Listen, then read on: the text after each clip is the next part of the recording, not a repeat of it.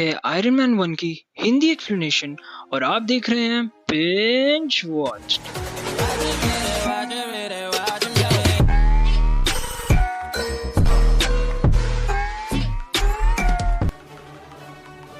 अगर आपने पिछली 2 वीडियोस नहीं देखी जो हैं all Marvel movies in chronological order जो कि स्पॉइलर फ्री है, उसमें आपको मार्वल मूवीज के सीक्वेंस में देखनी है वो पता लग जाएगा।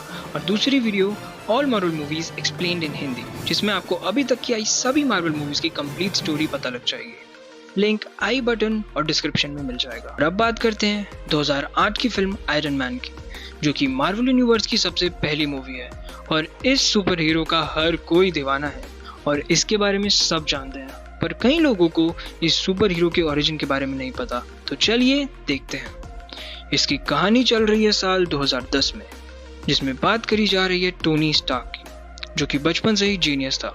उसने बहुत कम उम्र में ही टेक्नोलॉजी की फील्ड में महारत हासिल कर ली। टोनी के पिता हावर्ड स्टार्क एक साइंटिस्ट थे और वो यूएस मिलिट्री के लिए हथियार बनाने का काम करते थे।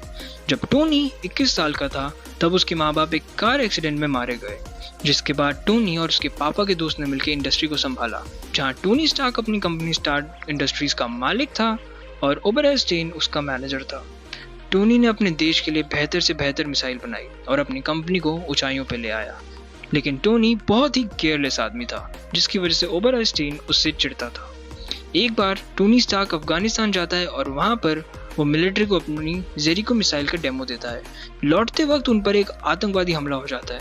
टोनी के सामने उसी की कंपनी की एक मिसाइल आके गिर जाती है, जिसके फटने से उस मिसाइल के टुकड़े टोनी के सीने में घुस जाते हैं। उसके बाद जब वो होश में आता है तो वो अपने आप को एक गुफा में बंद पाता है और उसकी चेस्ट में एक मशीन लगी थी। वहाँ एक यिनसेन नाम का बंदा और था, जो बताता है कि उसने टोनी के सीने से बॉम्ब के टुकड़े निकालने की कोशिश करी, लेकिन वो सभी टुकड़े नहीं निकाल पाया क्योंकि वो उसके दिल के बहुत करीब थे। इसलिए उसने उसके चेस्ट पर एक इलेक्ट्रोमैग्नेट लगा दिया है ताकि वो टुकड़े उसके दिल के आसपास ना जाएं। वो इलेक्ट्रोमैग्नेट एक कार की बैटरी से चल रहा था। यिनसेन टोनी को बताता है कि वो दोनों आतंकवादी की गिरफ्त में है और वो एक ऐसी जगह कैद है जहाँ उन्हें कोई नहीं ढूंढ सकता। आतंकवादी वहां आता है और कहता है कि टोनी अगर उसकी नई जेरिको मिसाइल बनाकर देगा तो वो उसे छोड़ देंगे, लेकिन टोनी जानता था कि वो लोग इसे आखिरी में मार देंगे, इसलिए वो मिसाइल बनाने के बहाने वहां से निकलने के जुगाड़ में लग गया। वहां पर आतंकवादियों के पास स्टार्क इंडस्ट्रीज के बहुत सारे हथियार थे जो कि टोनी को बिना बताए उन्हें बेचे गए थे।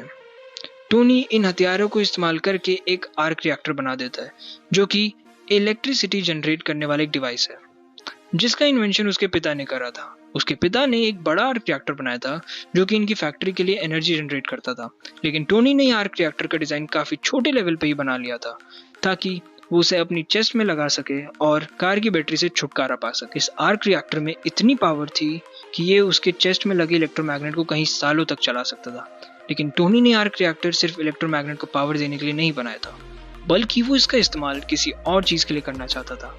यिनसेन के साथ मिलकर वो एक मैकेनिकल आर्मर बनाता है जिससे वो अपने आर्क रिएक्टर की मदद से पावर देता है। टोनी इस आर्मर की मदद से वहां से निकलना चाहता था। टोनी जब ये सूट पहन रहा होता है तो वहां सबको शक हो जाता है और वो उस पर हमला कर देते हैं, लेकिन यिनसेन टोनी को बचाने के लिए अपनी जान दांव पे लगा देता है और टोनी भी उस आर्मर की मदद से कुछ आतंकवादियों को मार देता है और वहां पर कई हथियार तबाह करके निकल जाता है, लेकिन बीच रास्ते में ही वो कहीं रेगिस्तान में आके गिरता है। फिर टोनी का दोस्त जेम्स रोड्स आता है, जो कि एक मिलिट्री ऑफिसर है। टोनी को ढूंढकर वापस न्यूयॉर्क लाता है। वापस लौटकर टोनी ये अनाउंस कर देता है कि अब से उसकी कंपनी हथियार नहीं बनाएगी क्योंकि उनका गलत इस्तेमाल हो रहा है।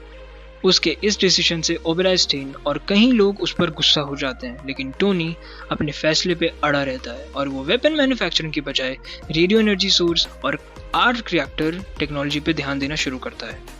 टोनी अपने इस छोटे आर्क रिएक्टर को छुपा के रखता है ताकि कोई उसका गलत इस्तेमाल ना कर सके।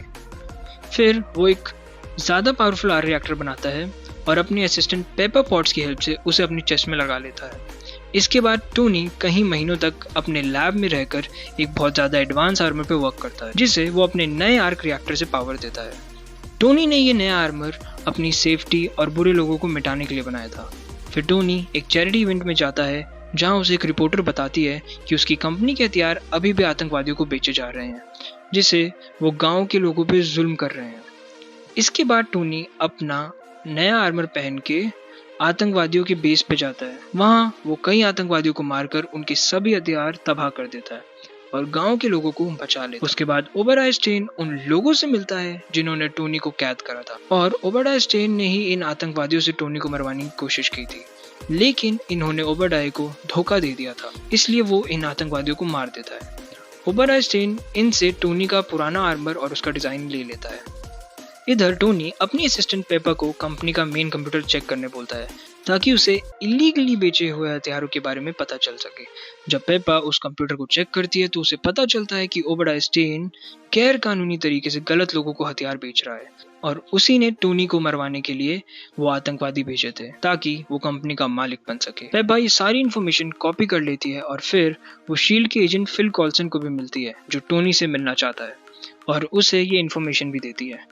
दूसरी तरफ ओबराय स्टेन टोनी के पुराने आर्मर से अपने लिए एक नया आर्मर बना लेता है, लेकिन वो सूट को पावर देने के लिए वैसा आर्क रिएक्टर नहीं बना पाता, इसलिए वो टोनी के घर जाके उसको थोड़ी देर के लिए पैरालाइज करके उसका आर्क रिएक्टर निकाल लेता है। फिर वो उसे अपने आर्मर में लगा के ऑन कर देता है। दूसरी तरफ टोनी जैसे तैसे करके अपने पुराने आर्क रिएक्टर तक पहुंचता है और उसे अपने चेस्ट में लगा लेता है। ये पुराना आर्क रिएक्टर उतना पावरफुल नहीं था कि नए सूट को पावर दे सके, फिर भी टोनी अपना सूट पहनकर ओबराय के पास जाता है। दूसरी तरफ पेपर पॉट्स शील्ड के एजेंट्स के साथ ओबराय स्टेन को गिरफ्तार करने जाती है, पर ओबराय अपना सूट पहनकर वहां सब पे हमला कर देता है।